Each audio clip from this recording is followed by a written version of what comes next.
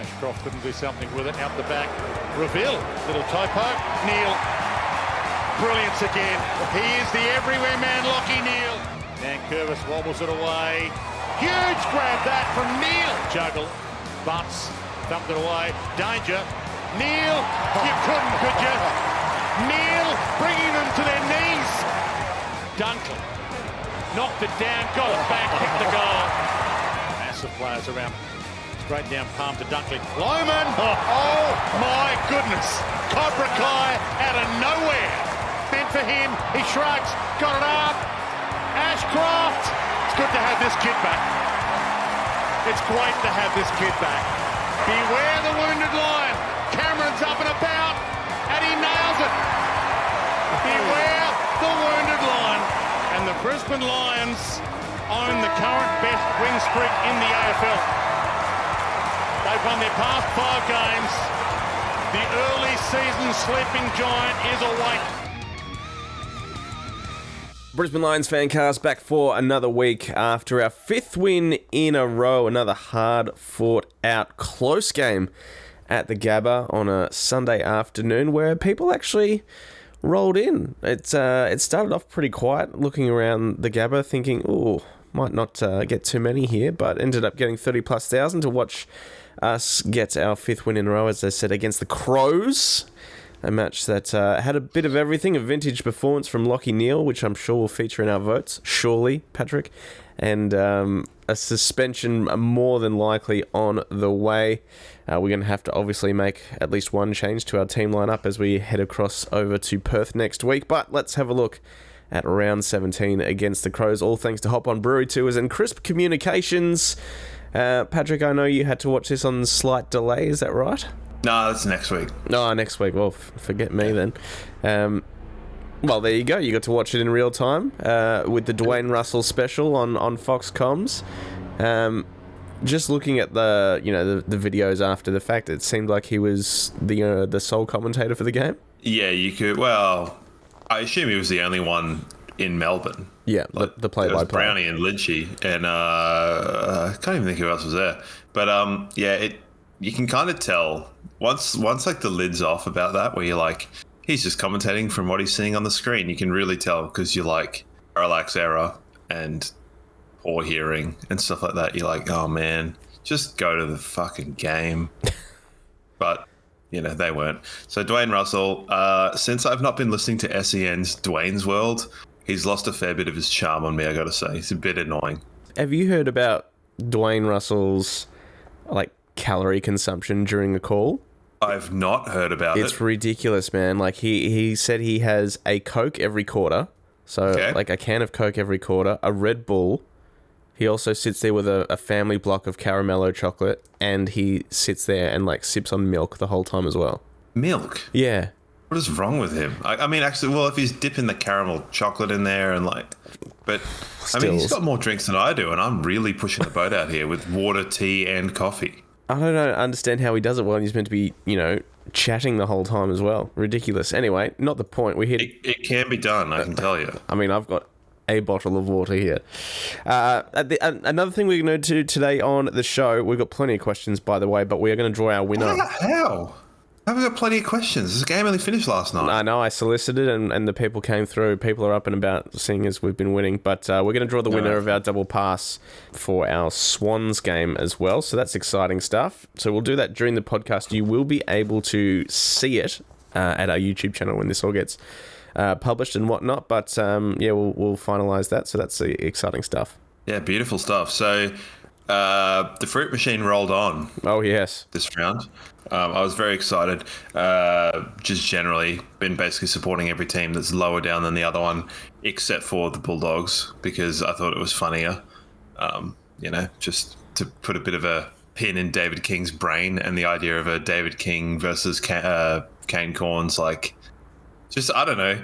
I like Kane Corns. I think he's funny. I don't agree with everything he says, but in terms of him versus David King in some sort of pundit off. Oh yeah. I'm picking the more petulant Kane Corns just because it's funny. And I said watching the game, I'm like, oh, I guarantee Kane Corns will like waffle on about like, oh, Horn Francis he's got to be ahead of the ball, like and bam, nailed it straight up. Lovely. It's like he's so predictable. Hey, He is. he's so predictable, and it's just like, oh man, God, I can't believe he won premierships. But whatever. That's the end of that. Let's talk about our game. Yeah. Tied in Who the came end. in? Tied in the end. Yeah, who came in? Well, it was a pretty straight swap. Darrell Joyce came out. Jack Payne came back in. Made it through the game as well, thankfully. But yeah, we got off to a great start, which has been a bit of a worrying trend for us this year, actually, getting off to hot starts, because quite often that doesn't translate for the rest of the game. But this time it did. And we just sort of held that. It was largely like a 3-goal margin for most of the game. We'd blow it out a little bit to sort of 5 or 6 goals, then they'd peg it back, and then get it back to within 2 or 3, and it just sort of stayed that way for a majority of the game. So it was, you never really felt comfortable, but you never really felt threatened as well. It is kind of an amazingly consistent score, worm. Yeah. Like amazingly consistent. It goes to 3 goals, and then it basically just goes like the whole game. Yeah. Within that 3 goals. There's something quite nice about that, to be honest. But yeah, it definitely. I mean, it wasn't the easiest game to watch, but I think we're probably due after the Melbourne game a bit of a flat one. And I know we were a bit flat in the Melbourne game, but like a bit reminiscent of the back end of last year, really, where we were just sort of grinding out wins one after the other, and doing what we did. I think at this point in time, winning is more important than style. I think so. At this point, yeah, we've just got to bank some wins, because that's certainly not what we did early in the piece. And we're doing it. Not even equal. Longest winning streak currently in the AFL, as we saw last week, and as we forecast, we're right in the middle of that premiership window. And things are looking good. Statistically, sort of AFL 1 to 3 in a lot of the key metrics. It's just sort of our tidying a few things up team defense-wise, and Fags addressed that in the presser, so he knows what's going on and what needs to occur. So, a few things to clean up, but other than that, things are looking well in order. We've only moved up the 1 position on the ladder, which is a bit of a shame, but Collingwood's out, so that's a nice little tidbit as well. Yeah, I think it's more just an element where I think we'll probably just move up as we keep going. I would hope, but. Who would have thought that like Port Adelaide and Geelong would have had a new kind of lease of life in the last lease of life. Their lease in life. Sure. Either one. With a couple of back-to-back wins. The Giants obviously came from nowhere, which was tremendously entertaining against Carlton. And Fremantle are kind of looking ominous for a top 2 spot, to be perfectly honest. So they certainly are. Sydney's dropping their bundle a little bit at the moment, which is, a bit different. Yeah, I think probably, we've been saying it all year that they can't just win throughout the whole year. It's just not possible. They're going to have a lull. And I think probably if you asked John Longmire, is that the right one? Yes. If you asked him, would he rather have a lull now or in finals, he's going to be picking now for sure. Oh, definitely. So definitely. I don't think he's too worried about it, because they got games that they can drop. So, and I'm not saying that you should lose, but get some spider webs out of your knee joints and stuff like that. But yeah, our game was an interesting one, really. Like it was some sort of game from Joe Danaher, wasn't it? Yeah. Yes, the kind of one where you're like, do you have eyes?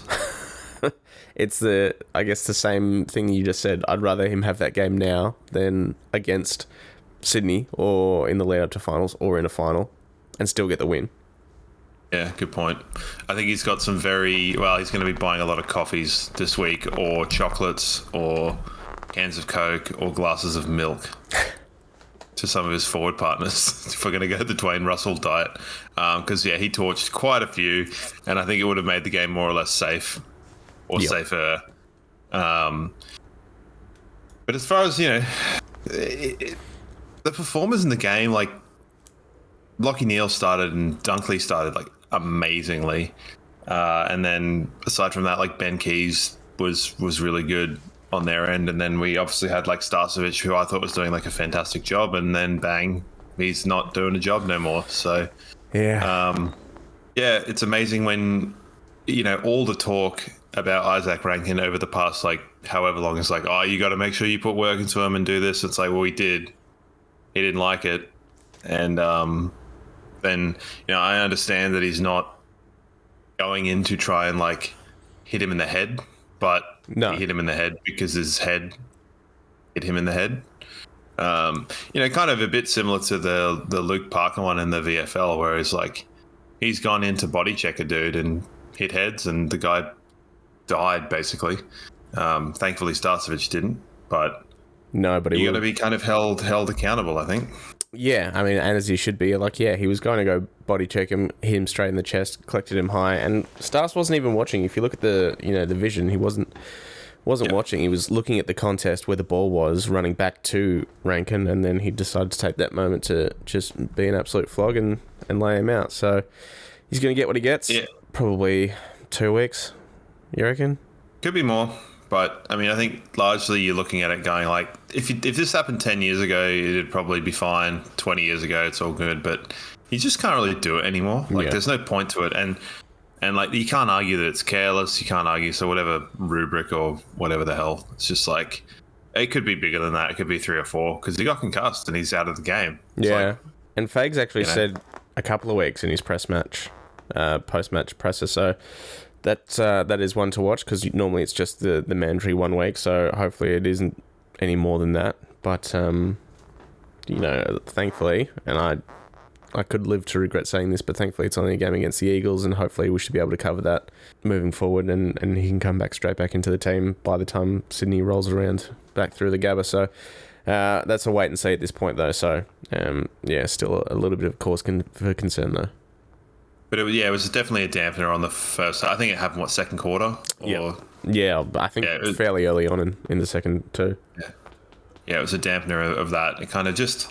Yeah, it's just a shame, because you kind of... I don't know, Starcevic has done a good job on Rankin, not recently, but definitely when he was playing for the Gold Coast. Yeah. Done an excellent job. So maybe a bit of that in that.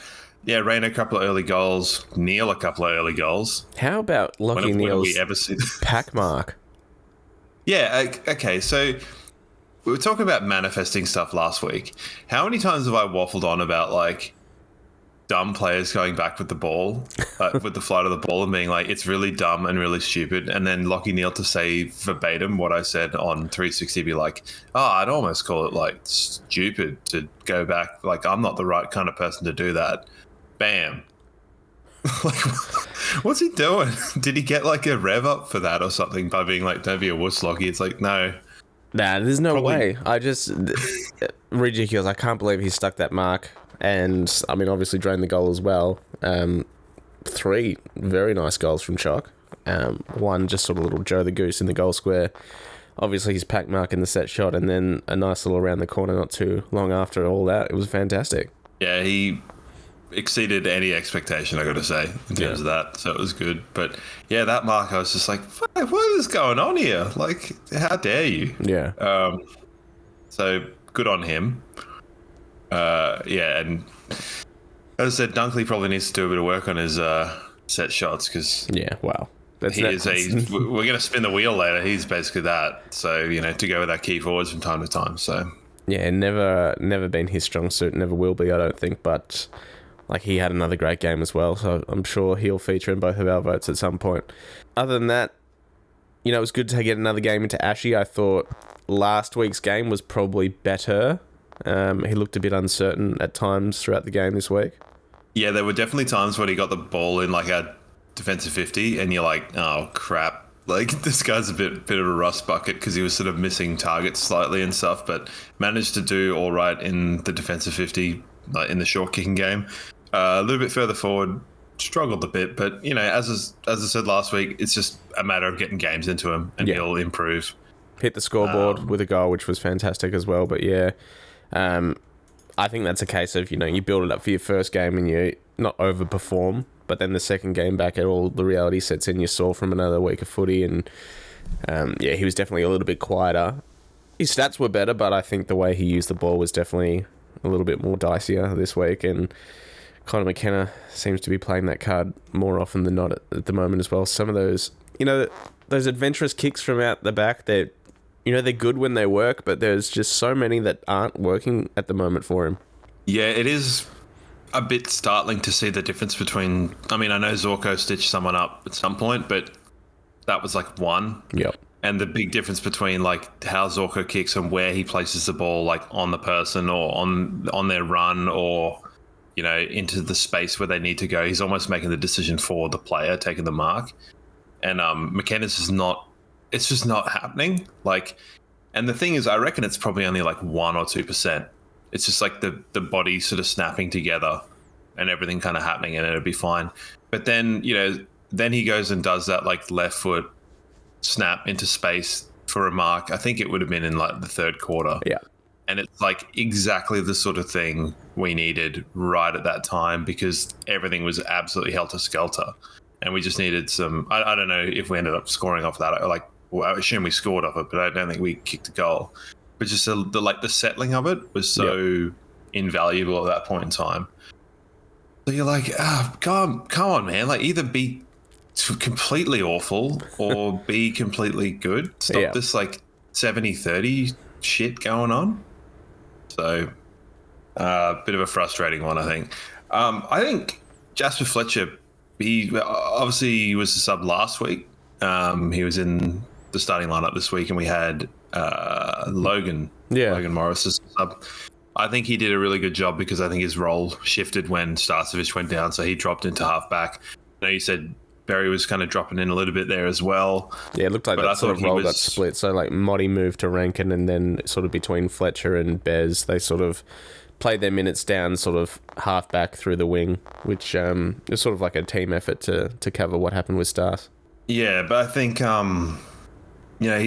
he's not a super high disposal player yet, Fletcher, but he's pretty efficient with it. He's really safe with ball in hand, and I think he makes really good decisions, and he understands the pace of the game really well. And like, I think over the next year or two, he's going to become really, really good. So yeah, I sure hope so. I think that's one to watch. I think just like the fundamentals are all there, the hardness of the contest, the run, the kind of the class on the ball. And when things start to become a little bit more expansive, as we've seen kind of in the previous weeks before last, he's going to be something. And he's shown flashes in big games as well. Yeah. The qualifier against Port Adelaide last year. So I'm excited about little Jasper, I got to say. Yeah, well, I guess he hasn't had a great season. He hasn't had a bad season. He's just had a fairly solid without being too good of a season so far. But obviously the potential is definitely there. So hopefully he can just keep plugging away and chipping away at that role and see what we can get out of him. What did you make of Logan as the sub? So we're sort of... This year has been the year of the return of the three tall forwards, give or take. With it started with Darcy, it's now been Logan, but he got subbed out last week. He started as the sub this week, and that's probably just a case of his young body tiring from AFL experience. He's got 10-ish games under his belt now, so he's probably starting to feel it a little bit more without a proper preseason under his belt. But it means we've got that experience and we've got the luxury of being able to have the Cam Rayner as that third tall jumping forward, and then we can pull the trigger and have Logan come in as the genuine third tall. And for the second week in a row, Cam Rayner's sort of started really well. Big pack mark to basically in the goal square to kick things off. He ended up with 3 goals, but he's just not finishing his work in the terms of he starts well and then he just does sort of fade into the distance a little bit. Yeah, it's kind of funny when you look at it and go, well, he had 9 disposals, 3 goals, but 7 contested possessions. Yeah. So you're going, well, one of the goals was a set shot, so that's not contested. So you're looking at least one of his goals being a contested possession, which I think is really... Actually, 2 of his goals were marks. Yeah. So it's a funny ratio, I think. But yeah, we would like to see him a little bit more, getting more ball, but... I think it's just a little bit with him and with Zach Bailey. It's not everyone can be super high possession players. It's just not kind of possible. And I don't think that our kind of structure's facilitating that really at the moment. So maybe he's playing his role exactly the way that he is supposed to be. And, in the last 6 weeks, I reckon he's picked up like some sneaky coaches' votes, which I've definitely paid attention to. He's picked up a couple of 1s and 2s and stuff. And it's like, he must be doing the right thing. Well, it was interesting. So maybe, and I keep referring back to Chris Fagan at the post-match presser, but he singled those two names out as well. Like, he specifically said Cam Rayner and Zach Bailey. I can't remember exactly the context, but it was like, it was almost backhanded compliment of like, yeah, I know these guys have got more. And it was sort of like a pointed, I need a little bit more from these guys because we know they've shown flashes. And, even Bales this week, he's had moments. We will get to him because he's the heat's turning on him a little bit, and especially the fend-offs, the don't argues that people are getting over a little bit. But, those two players, we know what they're capable of, and we just want to see it more often than not. Yeah, I'm a bit of a broken record at this point in time where I'm like, well, if they're year two that are underperforming, they're like genuine game breakers. So it's sort of like, if you look at other teams and who their like quote-unquote role players kind of are, and if these are ours, and you got guys that can score big in big finals and break games and be best on ground in finals, like that's really good. So I'm okay with it. Yeah, like there's elements of frustration and you want them to do more, but we've said it before, like if everyone is playing as well as they can, then we win the competition by winning every game by 200 points, more or less. Like, and I just don't think that that's ever going to happen. Like, because even if you look at the goal scorers this week, it was sort of, Rayner, Neil, Charlie, and then a bunch of singles. Like Danaher didn't score between the three keys that we've got. It's 3 goals, which is not what you would want. And disposals like Lockie Neal and Dunkley decided that they wanted to just be like, yep, fuck it, off we go. And that's good because it's good. There's not a lot of room. Like, where are you going to get more touches, I suppose, for certain players? Bailey ended up with 17. I thought some of his stuff forward of the ball was all right. I suppose we'll come to the fens, but there were 2 fens that he did that were the exactly right thing to do in the right time, and they got Ashcroft his goal, and he got a free kick for a high contact. He ended with 2 goal assists, so Zach Bailey he's growing, and I think it's just an element of there are some frustrating things that you see. You know, like there was one where I saw Rankin. He was on Rankin, and Rankin just ran off him at stoppage, and you're like, dude, like he's right there. You got to go with him. So that'll be the sort of thing that'll get shown, I'm sure, because you can't not. Yeah, and that's in real time. You're sitting there going, the ones where they put it up on the screen and then they have the 2 lines and they're like, he's gained 600 meters on him, like in the space of 3 minutes, and 3 meters or whatever. So very heavy exaggerations here. Yeah, no, I know exactly what you're talking about there, and it's the sort of one of the things we identified before the game was, especially ranking around stoppage and what happened last time we played against the Crows. And clearly they identified Rankin. Dawson was another one, which was he was basically unsighted throughout the game, which was great. And Mitch Hinge was another one that they identified was 3 players that they wanted to clamp down on. Hinge got subbed out. Yeah, so. Hinge got subbed out in the end, but before that he'd done bits and pieces, but he wasn't exactly breaking the game open, and we all know that Jordan Dawson can do that, and to see him have probably one of his quieter games for the year, which was really, really pleasing. Yeah, I mean, if I was like a weird, like mad scientist coach, I'd like make Bailey run with Yo or something this week. Just feel like that's your job for the week. And I know that that's never going to happen, but just the sort of thing to teach that running in and out of contest and have like defensive accountability to it, and be like, look, we're heavily favored to win, so let's try something and just get a little bit of stuff into the brain for him. So, but I don't think that'll happen. But I just think it's almost go on. No, you're right. I thought Oscar had a great game as well. I'm really enjoying his ruck battles with Riley O'Brien because they're sort of fairly evenly matched in terms of size and the way they address their ruck battles.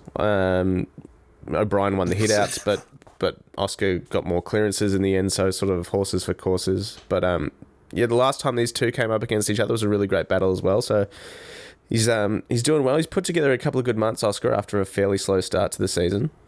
Yeah, I remember after the draw that we played, we were both like, why do Adelaide people rag so hard on Riley O'Brien? Like, it was, as you said, like a genuinely compelling, like it's almost perfectly symmetrical violence. Yeah. To a degree, where they're just... But, yeah, Owi's ruck work was really good. His little snub nose, worked a treat at times. And I just like the idea of, like, clearing the pack. And... yeah, he's had some... I mean, there's a lot of good ruckmen in the competition at the moment, and he's played against quite a lot of the very good ones recently. So, good on him. I don't know if you are one of the... My turn. I don't know if you're one of the sadists that like to read Damien Barrett's Sliding Doors on a Friday when it comes out, but he was showing some love for Owi in his Sliding Doors column on the Friday morning, which was nice. Yeah, I think if the Lions weren't second on the list, I probably wouldn't. But because you only have to scroll so far and then you can just get rid of the app. Yep. Good. So, yeah, I normally just read the Lions one.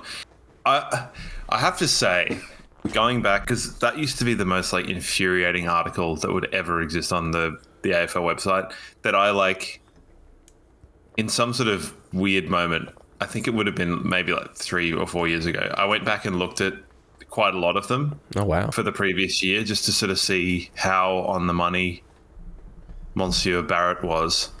And the answer is surprisingly on the money. Sure. Or at least it was for that sample space, which was probably 20 odd weeks of me being like, what did he say this week? Because I don't know what the hell. It must have been in COVID or something like that. Because surely no rational, sane person would be doing that normally. No, that is some weird extracurricular activity, I must admit. I wasn't even doing the podcast then, so it was just purely self-serving. So yeah, Barrett's kind of a weirdo, but yeah, fair enough. He knows a lot about football, and it really ruins that quiz on the footy show. Oh, now there's something I can't get behind, is the Sunday footy show. What would you... Okay, if you had to watch the Bounce or the Sunday footy show, what are you picking? Can I don't know... Seppuku? Or do you want a lobotomy? Yeah. Yeah. I'll take the lobotomy, thanks. Yeah. Well, all right, well, let's get our instruments ready. Let's get to some votes for hoponbrewtours.com.au. Book yourself a half from full day tour right now online, or you can get yourself a voucher for someone that in your life that loves a beer, and they can book themselves a tour against across the Gold Coast or Brisbane with Matt and Joss. All right, for me, do you want to go first, or do you want me to kick things off this week? I went first last week, so you go first. Neil, Dunkley, and Zorko for me. 3, 2, 1. One with the old guard, yeah. I have gone Neil 3, Dunkley 2, and Wilmot 1. Yeah, good shout. He was... Because I think the idea of him having to go, obviously, call an audible and go with Rankin, and Rankin was... he kicked a couple goals. He's always going to do that. He was nowhere near as damaging in the forward half, particularly at stoppage. So I think some unlucky ones there to miss out were Zorko, as you mentioned. I thought Leicester was pretty good. Yep. Although he did get bodied a bit by Tex, it was a little bit just hold on to him and hope for the best. Yeah. So he kind of got the worst job. So we didn't get as much frog on fog.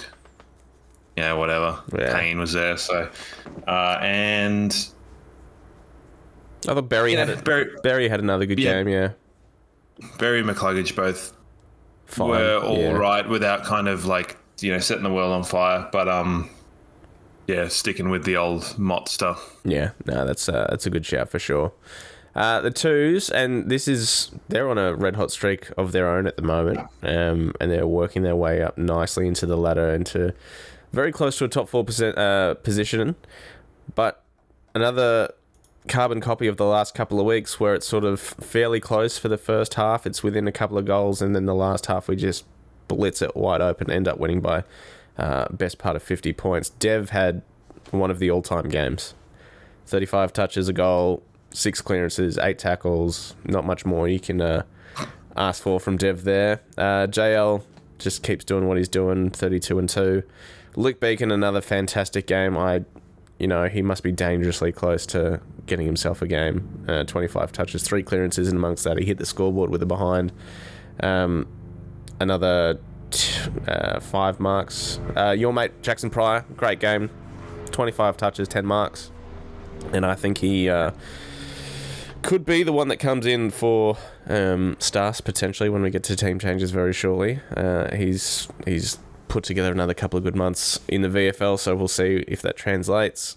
Henry Smith. How'd your mate go? Well, it depends who's my mate. Darragh Joyce. He, I believe, was the emergency, so that's how he went. Didn't play. Oh, perfectly level playing field or whatever. Yes. Yeah. It seems to be the same names at the moment. Dev, JL, Pryor, Beacon is just really playing well. Henry Smith, another great game as well. 21 touches, 3 goals, 21 hitouts. That's about as much as you can ask for. Harry Sharp is keeping on. So up in second spot in the VFL ladder. That's wild. And we don't leave Queensland for another couple of weeks as well. Because it's funny, you look at it and go, like, we've had some pretty bad injuries. Yep. So too have Richmond. Richmond are in 8th. And some that will claim have had really bad injuries, and I know that Collingwood kind of have, but also whatever. Collingwood and Carlton at 19th and 20th. Oof. Only ahead of the mighty Northern Bull Ants, who remain to be the only other team I've watched play football in Victoria. I watched them beat Carlton like 3 years ago or whatever, where the other Silvani was playing. Oh, that's right, for Preston. And I was sitting in front of Sauce and his wife, and they were a bit split because he obviously was in the Carlton camp, but the son's playing for the Northern Bull Ants. Cottrell was playing for Carlton and was awful. That ruckman that played for Collingwood back in 02 and 03, Josh Fraser, was the coach of Preston. Oh, yeah. And he did a pretty good job. That was a fun game. Anyway, that's my little anecdote about the VFL. Well, the Twos have got another bye next week. I feel like they've just got so many byes. Before playing Sydney at Brighton Homes, the Q Clash down at People's First Stadium, and then coming up against Carlton down in Melbourne. So some winnable games on the way, which is exciting stuff to have that depth in the squad to be performing well at AFL and VFL level, which at the start of the year certainly wasn't the case because they were both underperforming. Yeah, kind of come back around, doesn't it? So heading into next week, we obviously play West Coast. So, not cause for concern, but just them being on a 5-game losing streak, us being on a 5-game winning streak, going to Perth. It's just a matter of getting the job done. It is. My worry is that there's a lot of Adam Simpson talk right now, and if he does get the can throughout the week, we know what a new coach, a caretaker coach effect has. And we've been on the end of that with David Teague for Carlton a couple of years ago. It just happens. It's just one of those weird anomaly things where a caretaker coach comes in. I know. I know. Yeah, I know better than you do.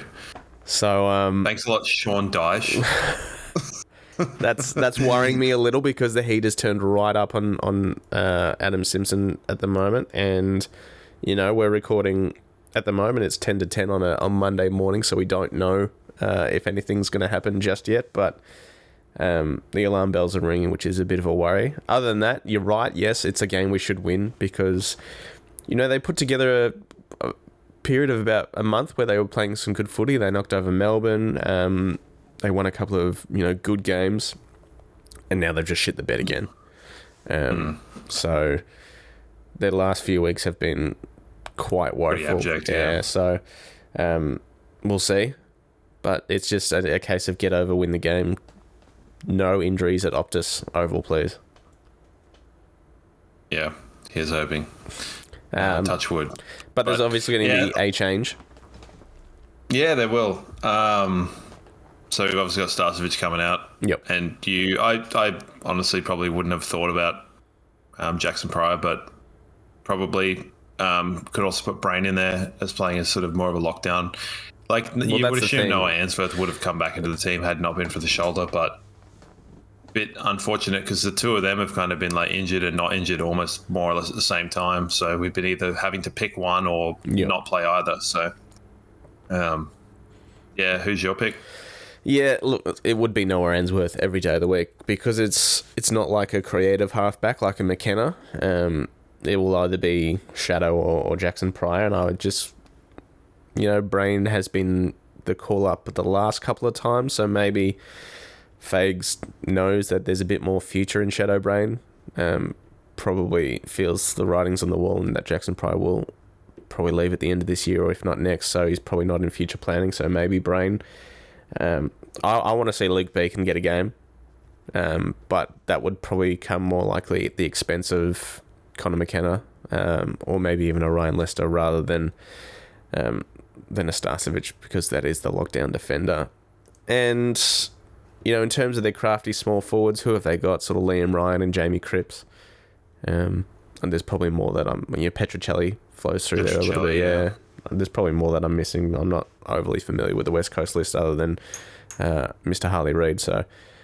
the thing is that Starcevic would have been a good matchup for Harley Reid when he floated forward. So, I think Frog would actually be a good match for that as well. Yeah, good shout. Yeah, because that's another option as well. They could make Froggy the lockdown and then bring in another halfback like ball mover. Yeah, and go kind of slightly smaller. But I don't know. I think it's probably just going to be like for like, just because having an interesting chat just about like the Darragh Joyce situation last week. Where he was obviously copying a lot of strays for, I didn't think very much reason, but like you would assume that he would be playing the Harris Andrews role in the twos, generally speaking, as like the number one defender down there. So to then have to adapt his role to being the second tall and not step on the toes, I think it would be a lot harder than it seems. Yeah. And you're not just floating into a midfield and running around. You're like actually structuring and to be in charge of the structure and that sort of thing. So just wanted to make a little bit of mention about that he's probably playing a different position despite playing what looks like the same position, and being a straight swap might not be that simple. So hopefully that's the last we talk about that. But yeah, Shadow or Pryor. Yeah, I think it'll be one of those two. So I guess we'll see when the teams come out on Thursday and then get finalised on Friday. So we're going to have to get used to that whole Friday teams in the back half of the year with all these Sunday afternoon games coming up, which is a bit of a pisser. But do you reckon there's a chance that both Pryor and Dev get named just because it's Western Australia? Then go home and see their families in two of the facilities? Yeah. Maybe. Because I think it wouldn't be strange to see one or both of them leave at the end of this year. I think that would be good trade bait for us. Yeah, I think so too.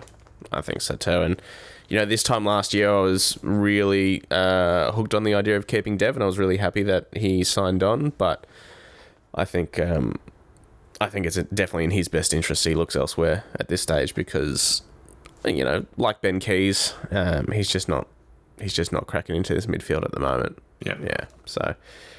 And he's not putting a foot wrong in the VFL. Like, he's doing absolutely everything possible. So it really is going to have to come down to an injury if he wants to get a crack. I think one of the big kind of mental saviors for this thing has been like the idea. So Zorko moving to halfback has kind of eliminated the frustration that I would have had of Zorko playing as a centre and a half forward ahead of Dev Rob. Yeah.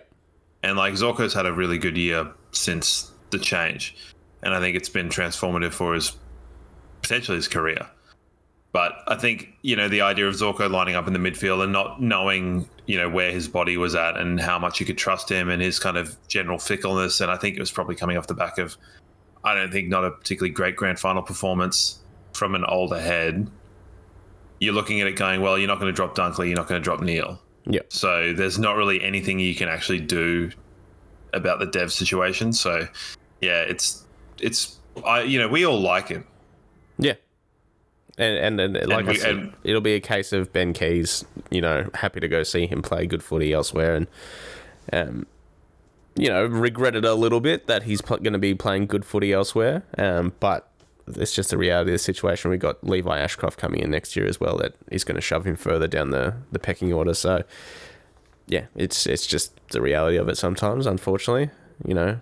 Have we you said we have a bunch of questions, right? We do have a bunch of questions. We certainly do. And I guess the half-back line is a centre of a lot of it at the moment. So thanks to Crisp Communications. Let's get into the questions. crispcoms.co.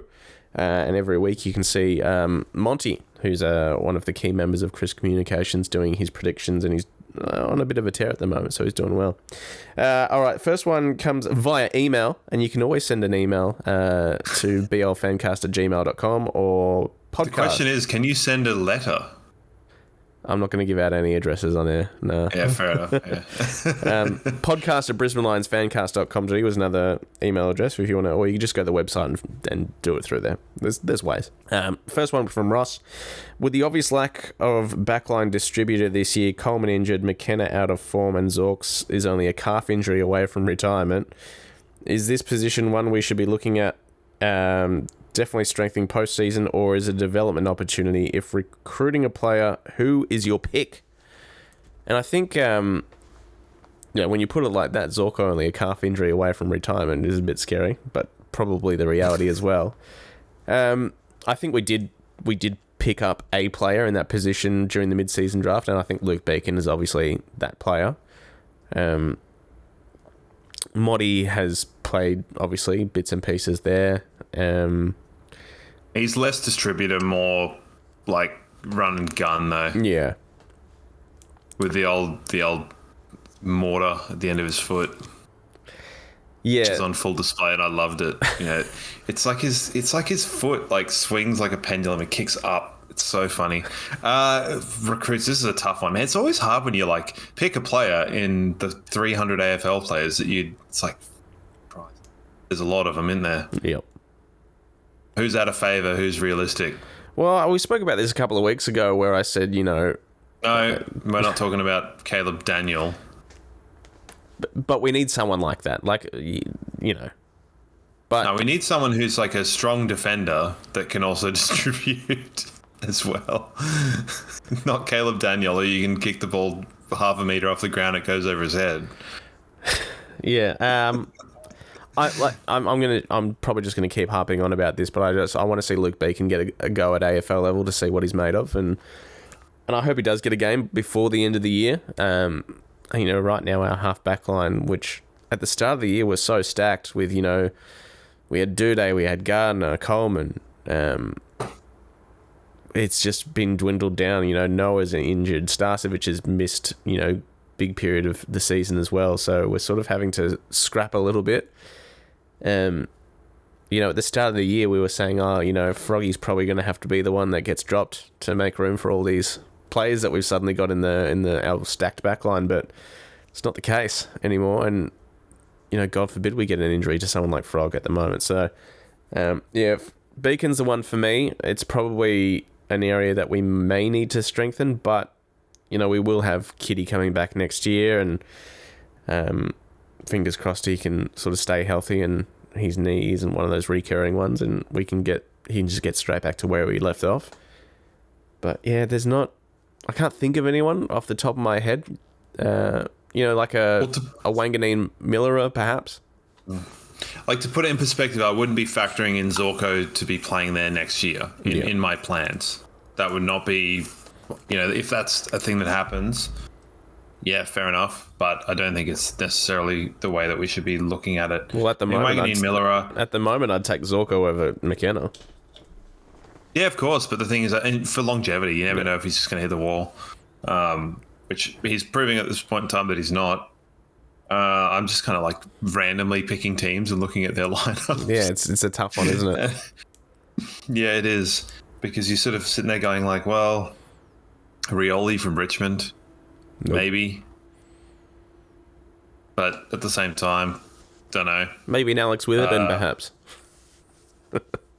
He got a lot of screen time yesterday for like every time I wasn't watching the game much. But every time I looked up, his face was on the screen. And I was like, man, what is this guy doing wrong or well? He always seemed angry and looking at the scoreboard. Well, yeah. that would be the case Maybe if you they've play got- for West Coast at the moment. Super high definition scoreboards are doing their job down at Optus, I suppose. Yes. Alex Winton, 12 touches. Yeah. I don't know how he warranted all of the screen time for 12 touches, but here we are. So no, not him. But then at the same time, I don't really know. Yeah, it is a bit of a tough one, and fingers crossed we don't have to think about it too much is all I can say at the moment.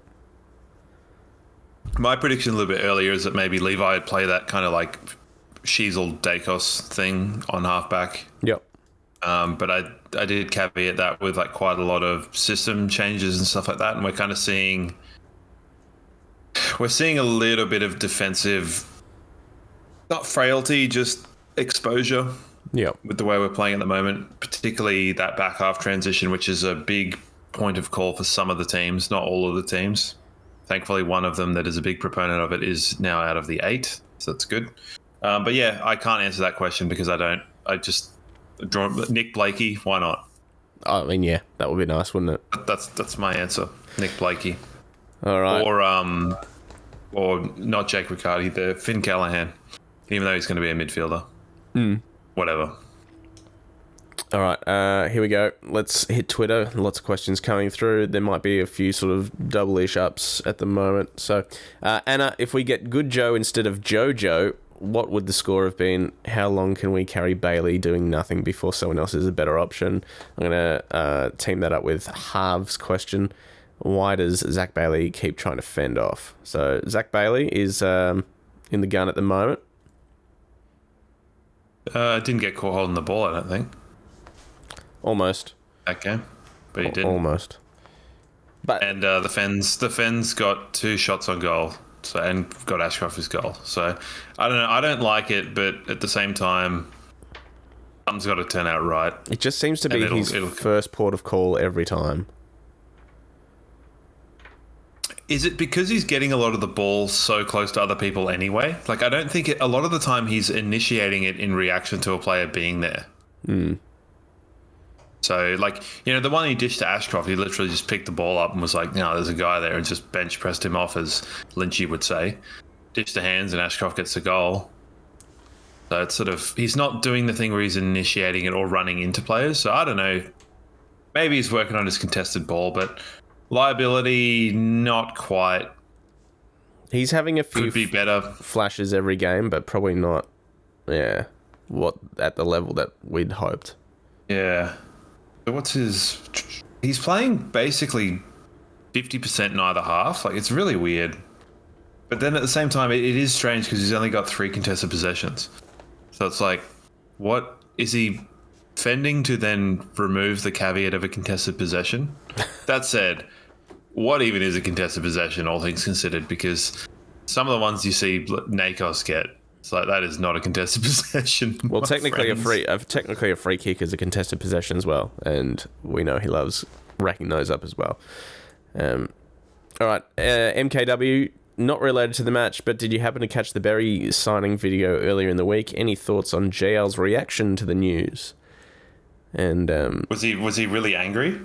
I don't think I specifically zoomed in on JL's face, but I can imagine that it's just like, yep, okay, that's me done. And I think JL probably knew that anyway. But we should talk about not a live watch along, but I'm gonna watch it, and then we're gonna cut it, and then I'm gonna give my answers. So I've just watched that video. Unmoving, gripping his coffee with 2 hands. Maybe he's taking the weird hippies on Futurama route of, like, every time you clap, you kill little spores in the air and they cause environmental damage. Who knows?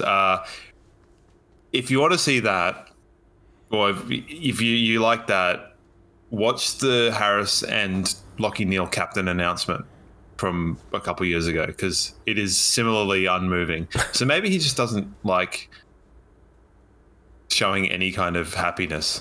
Yeah, perhaps. But he's sort of a stoic type of operator.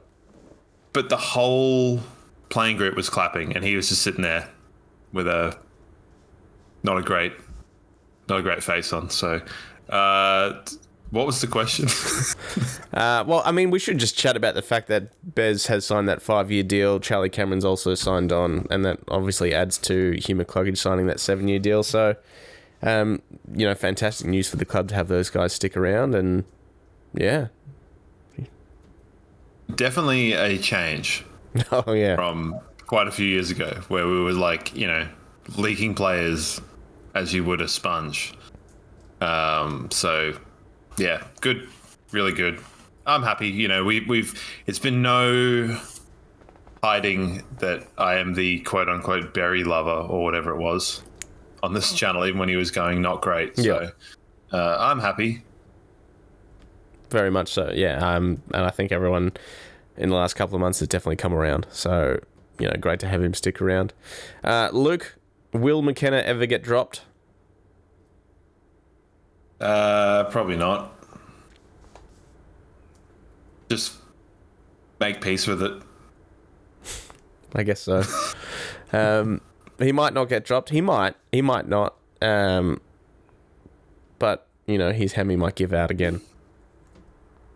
Yeah, we're not tempting fate on injuries. No. Minchie, do you think our conversion rates will hurt us, including out on the fulls? One from each of our bigs this week as well. Yeah, I mean, inaccuracy has cost us a number of times this year. It has, but it's been trending in the right way. So, with Stewie Dew there, they'll be firing them in from all angles. That's right, I forgot about that. At all sizes and all widths. Neil, now this, you may not have much insight into this, whereas I have a huge amount of insight into this actually. The post-goal thing with the massive "he's all right" and a big Lions chant at the Gabba in the upper tier Stanley Street side, love it, although what's it all about? Now, it's probably been a minute since you've actually been to the Gabba to witness this, but this is it's an old sports chant of whoever kicks the goal, what do we think of blah blah blah, he's all right, and then the chant goes from there. But the guy that actually leads that is a fella named John Raven, who is the newly elected mayor of Logan City. So he's doing his bit. It's funny though you say that, because like there's a weird little area chant. Now, growing up at the football, I didn't grow up literally at the football, but growing up going to the football, there was this one that used to happen in front of us with these two, like this one like pretty old bloke and this other fella that would do this like how good, real good thing, like in the row in front of us. Sure.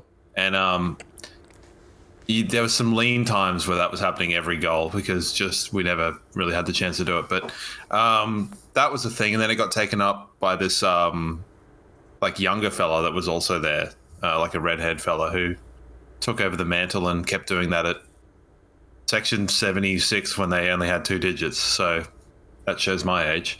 But yeah, the idea of these smatterings of little chants going on around the field was kind of a weird one. But Mayor of Logan, yeah, loves it. Getting the old 555 all the way to the Gabba. James, with a very a sophisticated question here. Lions continue to play their version of Harlem Globetrotters footy, often to their detriment. Are they capable of playing with more discipline, or is it the devil may care attitude baked in? I think we've seen some pretty shit performances. I'm happy to see entertaining football. There was one that almost panned out. I think it might have been the first or second quarter. It was a nice little chain of handballs that I think the last one was Bailey to Rayner, and he ended up getting a high tackle in the end. Hipwood to Rayner. Yeah, that's right. And it looked like it was going to be something really special and like some, beautiful football, and it just didn't quite pan out. But picked the goal from it, I guess, in the end. So yeah, I mean, no, I like it. We've been, when we were playing badly, we were not just playing badly. We were playing badly. It was hard to watch, and you're like, just do the things better. So we were wanting to see a bit more of that 2019, 2020 Globetrotter-esque nonsense. So I'm fine with it. Yeah, I mean, as long as it's not to our detriment, as long as we're not losing games because of it. He's spinning the ball on his finger. Just do something. All right. Michael, why is our home ground no longer the advantage it used to be? And I think the simple answer to that is it just... Last year was an anomaly to go undefeated at home. Like, you're bound to drop 1 or 2. Obviously, we dropped our first 3 this year, but since then have been pretty good. I think across the 2-year period, it's evened out. Put it that way. Yeah, we were always... Well, we had never been undefeated there. Yeah. Even in the premiership years. So it's like... And also last year, there were some tremendously close games. Yeah, we only just beat Geelong. Only just beat Adelaide. Adelaide was a 4-point game. Yep. So it's... I don't think it's really... There's not a mental edge or, we play better there necessarily. We just don't have to travel, so we're probably a bit fresher. But, I think last year, I talked about it in the preseason, it was a statistical anomaly. And I was like, we won't go undefeated there next year, not expecting to lose the first fucking 3 games there. Sorry, everybody.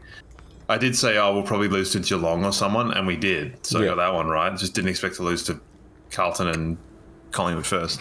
But, somehow, it's come back. It's fine. You'd rather play at home than not. Oh, definitely. All right. Vince, 2 hard-fought slogs in a row. I'm worried next week in WA we might fade away and drop 1. Thoughts on that one? It is could a bit... happen. I mean, it could happen. And once again, Fag sort of talked about this in the post-match presser. It's like if you take any team lightly... if you think you're going to go in and win, then you're probably not going to. So there's not a good chance that's going to happen. Fags always tries to stamp the importance of don't ever take these guys lightly. And we never seem to listen whenever we play Hawthorn. So I think it would be very, very silly of us to just think we're going to waltz in and win this one. Yeah, I don't think that's... surely they can't be doing that, right? I think there's just an element of like Hawthorn just somehow match up really well against us. So it's sort of they just have the wood over us for some reason. In the same way, certain teams just match up well against other teams and stuff like that. It's a weird anomaly. It's like ruckman. And like midfield. It's like look at the last few weeks. We got destroyed by St Kilda in the centres. Then we destroyed Port Adelaide so hard in the midfield, and then Port Adelaide absolutely mincemeated St Kilda the week, in the centres in terms of clearance game. So it's like this weird, what the hell is going on? Same thing also with the Bulldogs. Yeah, so I don't. It's hard, unquantifiable, and I think everything is so close. So we just got to crack on, but travel well. Yeah, that's going to be the thing. Is like 2 hard fought out games, as Vince is saying, that have come down to the last quarter where we've had to, play every minute of the game, and then a trip to WA could have a bit of a toll on us. So fingers crossed that it doesn't. We can just do what we need to do and get the win. I guess West Coast have had their last quarters off, so it's true. Harry, who comes in for Starcevic, Brain or Beacon? Potentially is the names he's thrown up, and we spoke about that when we made the changes as well. And Brain, Beacon or Pryor, I wouldn't be surprised if it was any of those. Yeah. No. Actually, I probably would be surprised if it was Luke Beacon, but I'd be happy. Yeah, I think we're probably just going asked and answers in that. So. Yeah. All right. Sorry. Well, let's give away some tickets, shall we? Yes. So I got an interesting thing, right? How many so in the 2003 season? Sure. How many losses do you reckon we had in that season? In the home and away? 6? 7. 7. And a draw. Sure. And we are currently sitting at 6 losses and a draw. Sure. I know we finished 3rd in that year and we dropped the first final against Collingwood, but there's also more games this season. That's true.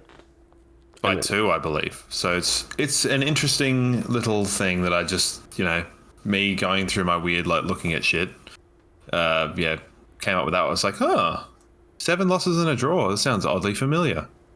Let's give away some stuff All right. rather than giving away my inner secrets. Double pass to the Lions v Swans game in a couple of weeks' time.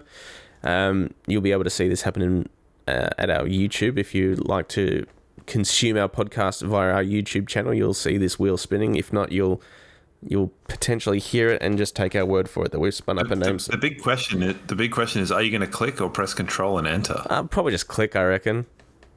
Yeah. So all these names were taken from our socials, Instagram, Twitter, and Facebook. Anyone that entered the competition that way, all they had to do was tag someone they wanted to take to the footy. Good portion of these came from Instagram. So let's give it a click.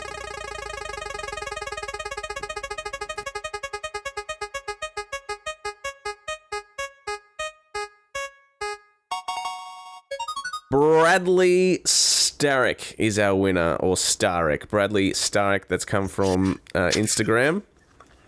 When I saw that name going around, I thought it was Brandon Starcevich, and I was like, man, he called it early on that concussion, didn't he? All right, so congratulations, Brad. I'll be in touch, and you're going to go and head along to watch the Lions and the Swans at the Gabba in a couple of weeks' time from round 19, so yay. That's we match up pretty well. Yeah. And I think it'll be. We've done just about all we can to make sure that game is a bloody banger. Yeah, and as we've seen, the Swans have stumbled over the last couple of weeks. So, fingers crossed that happens again. Yeah. Our two toughest games coming up in the next 6 weeks are going to be the Swans and Collingwood down at the MCG. There's going to be others in there as well, but those two particularly stand out for me. Come on, Brooksy. We need to be taking it one game at a time. Yeah, right. Suns at people's first. The unbeatable Suns. Jesus. What did you indefatigable morons down at Marvel? What did you make of Dimmer's post-match? I think he should be fined. He probably will. And I think that there's an element of you have to carry yourself in a press situation with decorum. Mm. Like, he's not above the law, but he acts like he is. I find it funny that I saw the stat that after he said that, like, we hate coming here about Marvel playing for Richmond in 2001, he hasn't won a game there since. Sure. So that's funny because it's also a year and a half at least of Richmond. He just doesn't like losing, does he? And he's finding out that, life's not all rainbow and lollipops when you're not playing 15 games at the MCG. Yep. So, yeah, Suns at people's first. I reckon Saints at Marvel will be not as high scoring as our game that we played. Yep. Giants. We've got hard games, but yep. God, if we get to the end of it with that 7 losses and 1 draw, as a la the 2003 team, I think we'll be in pretty good shape. Yeah, we certainly will be. Fingers crossed. Let's hope we can do that. All right. Well, it's going to be a bit of a weird one. Like, kind of just hopefully Collingwood beat Geelong. Weird. Seems like you're cheering for different teams all the time. Hawthorn, come on, do the job against Fremantle. Would like that. And then Bulldogs. Mm. Just log jamming it up. Slime into. I tell you what, if Carlton don't finish top 2, they will be absolutely kicking themselves. I think they've done probably enough, but yeah, I guess we'll see. 2 points, half a game. Crazy. Because of Fremantle. All right, let's have a quick look to West Coast next week. We've already sort of touched on it here and there, but, we're two teams at vastly different sort of periods in their development, I guess, at the moment, and I guess the worry, as we've touched on before, is this whole Adam Simpson thing. And if he does get shown the door this week, what a caretaker coach and what that does for the group, and because we've seen them play good footy this year. We've seen them play good footy. Yeah, and I mean, you look at the list and you're like, they've still got like Tim Kelly and Yo and McGovern's playing really well, and like Barris and Duggan, like they're still good players. They're just, and Oscar Allen's come back from injury. I mean, I really like Waterman. That's another one that we manifested the other week when it was like, who would you have taken? I'm like, well, Waterman's pretty good. Then he ends up on the couch inexplicably. So what's going on? Liam Ryan's been playing a bit more through the midfield, a la Rankin. Jinby running around. You know, they're not a bad team. I don't think any team's a bad team. Something's just fundamentally not working. So,